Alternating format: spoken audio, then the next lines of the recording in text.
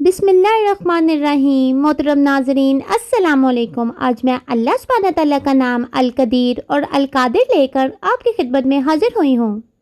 اللہ تعالیٰ قرآن مجید میں ایک موقع پر اپنے آپ کو القدیر یعنی طاقتور کہتا ہے۔ القدیر مکمل طاقت والا ہے، وہی فیصلے کرنے والا ہے، وہ بس کہتا ہے ہو جا اور ہو جاتا ہے۔ القدیر کو کچھ کرنے کے لیے کسی ذرائع کی ضرورت نہیں۔ اور پھر یہ کہ القادر کا مطلب ہے قدرت والا۔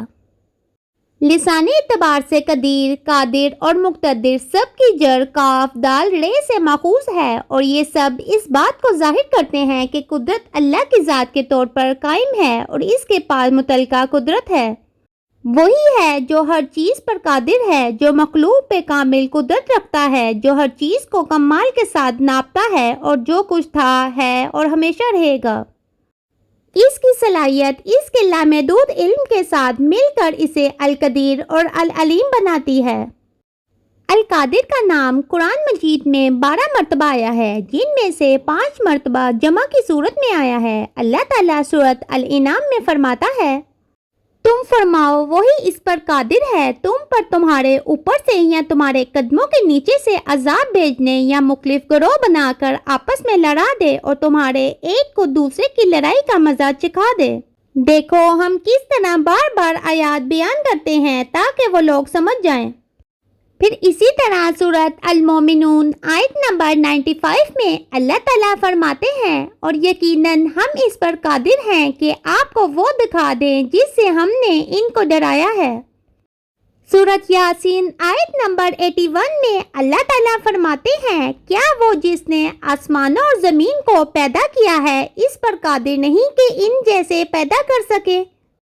ہاں یقیناً وہ سب کچھ جاننے والا اعلیٰ خالق ہے۔ پھر اسی طرح سورۃ المرسلات آیت نمبر 23 میں اللہ تعالیٰ فرماتے ہیں، کیا ہم نے تمہیں حقیر پانی سے پیدا نہیں کیا، پھر ہم نے اسے محفوظ جگہ میں ایک مکمل مدت کے لیے رکھا، پس ہم نے پیمائش کی اور ہم سب سے بہتر پیمائش کرنے والے ہیں۔ پھر یہ کہ القادر کو یہ اختیار حاصل ہے، وہ جس طرح سے چاہے ایک پوری قوم کو دوسری قوم سے بدل دے۔ وہ اپنی قدرت سے زمین کے بڑے ٹکڑوں کو بے جان بنا سکتا ہے اور ساتھ ہی جس سے چاہے وہ بہت زیادہ مال عطا کر سکتا ہے یا روک سکتا ہے۔ جس طرح اس کے عذاب کی طاقت بے مثال ہے، اسی طرح اس کی قدرت اپنے مخلص بندوں پر رحم کرنے کی بھی ہے۔ ان کے صبر، یقین اور بھروسے کے انعام کے طور پہ القدیر اپنے بندوں کو مشکلات سے نکالنے کے لیے اپنی طاقت کا استعمال کرتا ہے۔ ہمیں حضرت ابراہیم علیہ السلام کو آگ سے بچانے، حضرت یونس علیہ السلام کو مچھلی کے پیٹ سے، حضرت یوسف علیہ السلام کو کنویں سے بچانے اور دوسرے ان گنت لمحات میں اس کی قدرت کی خوبصورت مثالیں ملتی ہیں۔ وہ مدد کرتا ہے، بچاتا ہے، راحت دیتا ہے۔ پھر یہ کہ آپ کتنی بار پریشان ہوئے کیونکہ آپ نے پیسہ، مال یا نوکری کھو دی ہے۔ کچھ لوگ تو فوراً جواب دیتے ہیں کہ میں نے کیا غلط کیا۔ رسول اللہ صلی اللہ علیہ وسلم نے فرمایا، جان لو کہ اگر ساری امت تمہیں کسی چیز سے فائدہ پہنچانے کے لیے جمع ہو جائے تو بھی تمہیں کوئی فائدہ نہیں پہنچے گا سوائے اس کے جو اللہ تعالیٰ نے تمہارے لیے پہلے سے لکھ دیا ہے۔ اور یہ کہ اگر وہ جمع ہو جائیں آپ کو کسی چیز سے نقصان پہنچائیں، وہ آپ کو کسی چیز سے نقصان نہیں پہنچا سکیں گے سوائے اس کے جو اللہ آپ کے خلاف لکھ چکا ہے۔ جامعہ ترمذی۔ اپنے آپ کو اچھے اور برے وقت میں اس حدیث کی یاد دلائیں اور یہ آپ کو ہر وقت القدیر پر توکل میں اضافہ کرے گی۔ اور پھر یہ کہ اپنے دل کو بغض اور حسد سے نجات دلاؤ اس یقین کے ساتھ کہ تمام اموار القدیر کے حکم سے ہیں۔ اور پھر یہ کہ جب بھی آپ کو کوئی فیصلہ کرنا ہو، خواہ کتنا ہی بڑا یا چھوٹا ہو، القادر سے مشورہ کریں اور اس سے دعا کریں۔ اور پھر یہ کہ جب ہمارے ساتھ اچھا ہوتا ہے تو الحمدو کہنا آسان ہے، لیکن جب ہم مشکلات سے گزرتے ہیں تو ہمیں القادر کی تعریف بھی کرنی چاہیے۔